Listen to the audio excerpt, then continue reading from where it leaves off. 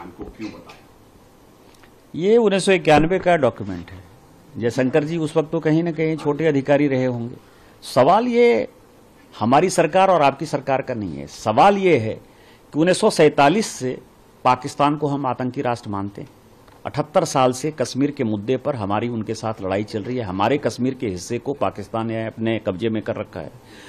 उसके बाद जो आप कंसेशन देते रहे, 1950 में नेहरू लियाकत समझौता हो, 1960 का सिंधु जल समझौता हुआ, 1975 का शिमला एग्रीमेंट हुआ, और उसके बाद 1991 में तो आपने हाथ ही काट दिया कि हमारी आर्मी, कोई भी देश का डिफेंस सिस्टम कैसा काम करता है, हम पार्लियामेंट के अंदर भी डिफेंस के ऊपर चर्चा नहीं करते हैं। पार्लियामेंट के अंदर भी डिफेंस के स्ट्रेटेजिक चीजों के बारे में कोई जवाब नहीं दिया जाता है। इवन स्टैंडिंग कमेटी की मीटिंग में भी यह कहा जाता है कि नेशनल सिक्योरिटी का सवाल है। नेशनल सिक्योरिटी क्या होती है? यहां तो आपने हाथ काट के 1991 में जब आप सरकार को समर्थन दे रहे थे, माननीय चंद्रशेखर जी की सरकार को, और 94 में जब नरसिम्हा राव की सरकार थी तब यह इंप्लीमेंट हुआ, आपने तो हाथ काट के लिख दिया कि हमारी आर्मी कहां डिप्लॉय होगी, आपकी नेवी कहां डिप्लॉय होगी, आपका एयरफोर्स कैसे फंक्शन करेगा, वो कैसे एक्सरसाइज करेगा।